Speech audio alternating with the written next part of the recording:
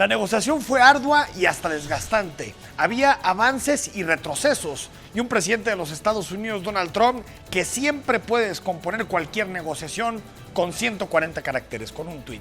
Había momentos en que parecía que era mejor un buen pleito que un mal acuerdo, a pesar de lo que el refrán popular suele decir. Al final, México, Estados Unidos y Canadá lograron renegociar la segunda versión del Tratado de Libre Comercio de América del Norte, ahora conocido como USMCA o TIMEC. Esta semana, en el Senado de la República, se aprueba el nuevo tratado ante la total incertidumbre en la política de los Estados Unidos. ¿Hasta dónde llegará el acuerdo? ¿Tiene sentido lo que se negoció?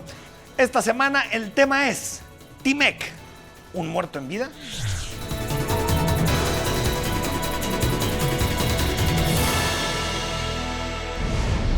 El proteccionismo no solo es un fenómeno que surgió en los Estados Unidos a partir de la victoria de Donald Trump. Ahí tenemos casos muy particulares como por ejemplo el Brexit, la salida del Reino Unido de la Unión Europea, que también es un mensaje del retorno a las naciones, del retorno a la protección en materia económica y a un cierto proceso de desglobalización. Hay que recordar que desde los 90s vivimos la fiebre de la globalización.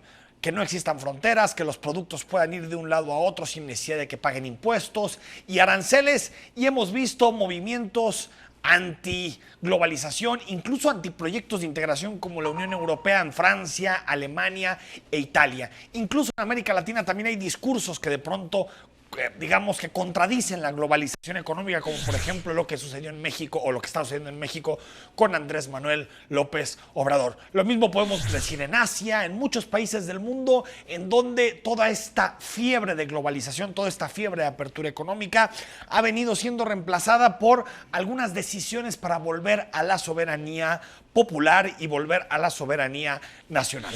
La victoria de Trump complicó las relaciones comerciales que ya existían en América del Norte. Hay que decir que desde 1994 los tres países de América del Norte, México, Estados Unidos y Canadá, tienen un tratado de libre comercio en donde distintos productos, bienes, servicios pueden pasar de forma gratuita, sin aranceles, sin impuestos a través de las fronteras. E incluso desde 1991 Canadá y Estados Unidos tienen un acuerdo de estas características. Por lo tanto, estamos hablando de más de 25 años de integración económica en América del Norte, pero Donald Trump dijo, se acabó. Es decir, el Tratado de Libre Comercio de América del Norte tiene que ser renegociado. Incluso en campaña Donald Trump dijo que el Tratado de Libre Comercio era lo peor que le había pasado a los Estados Unidos, que era el peor acuerdo de la historia que había firmado Estados Unidos con cualquier otro país. Y acusó directamente a México de haberse beneficiado durante muchos años del acuerdo y que Estados Unidos había perdido empleo e incluso competitividad en la industria del automóvil por los salarios y por las condiciones económicas que existen en suelo mexicano. Llegó Donald Trump incluso a utilizar la frase México está robando con el Tratado de Libre Comercio de América del Norte.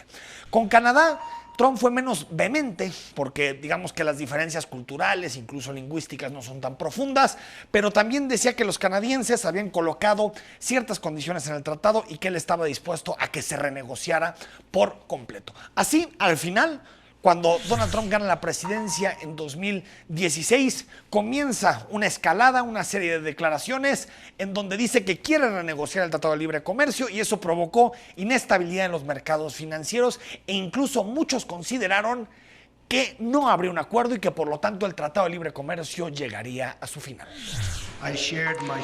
Compartí también mi posición muy fuerte sobre el Telecán, que ha sido un gran beneficio para México, mucho más grande que para Estados Unidos.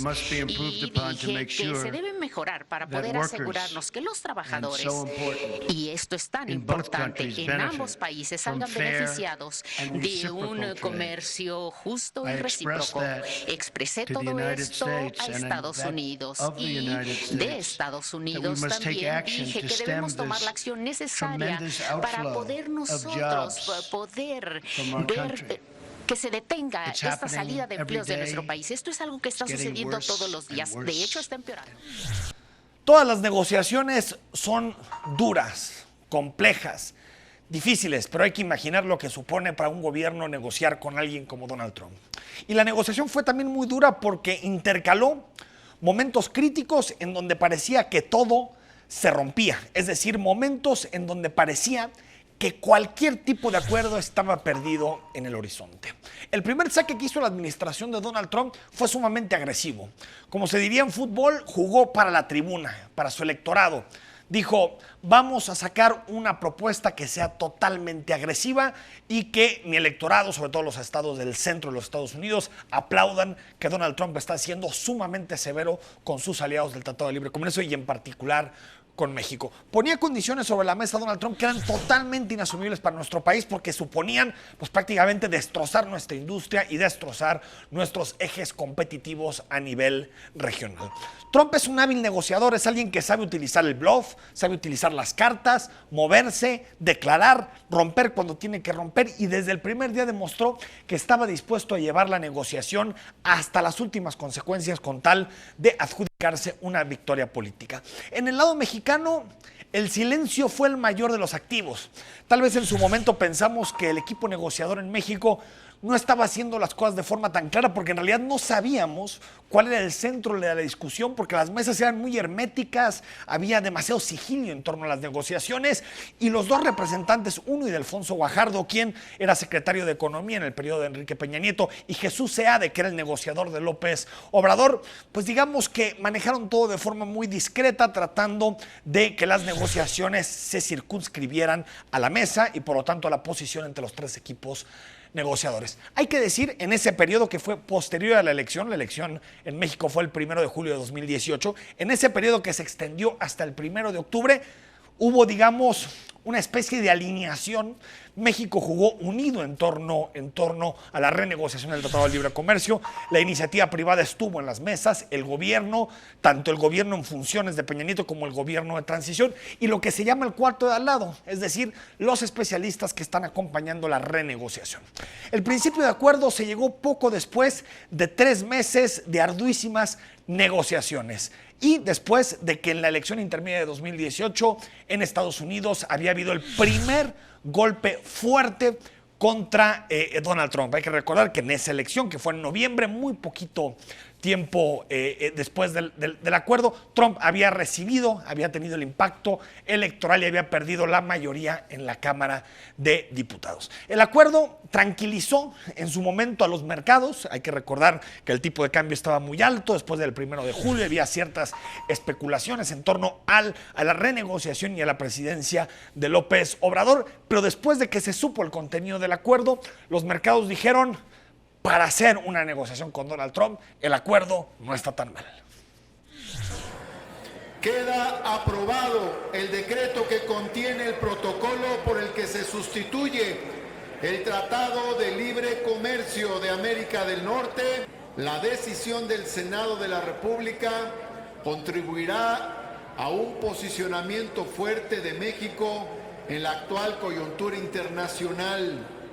Con esta decisión, además, se fortalece también la cooperación internacional en materia económica, especialmente en la región norte de América. ¿Cuáles son los principales elementos del acuerdo de este Tratado de Libre Comercio 2.0 que se llama TIMEC y que se aprobó esta semana en la Cámara de Senadores, es decir, en la Cámara Alta de nuestro país? El primer punto, y tal vez el que generó más polémicas, tiene que ver con las partes de vehículos y los vehículos que se hacen en América del Norte. Con el fin de que quede sin aranceles, el acuerdo señala que el 75% de las partes de los autos que sean hechas en Canadá, México o Estados Unidos, es decir, el 75% tienen que ser hechos precisamente en esta región. Son 12 puntos porcentuales más del 63% previo, lo que hace que prácticamente el mercado de automóviles en América del Norte se integre. Estamos hablando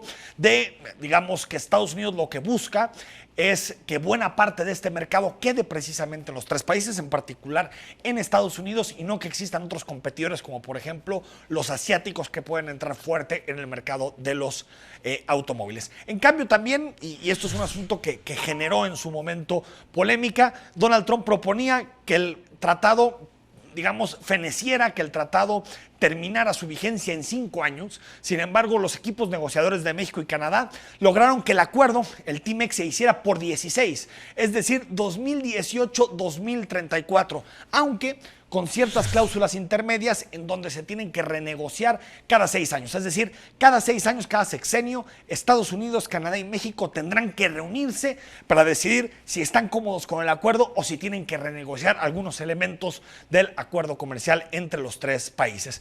Canadá también tuvo sus, digamos, batallas directas con Donald Trump, en particular una.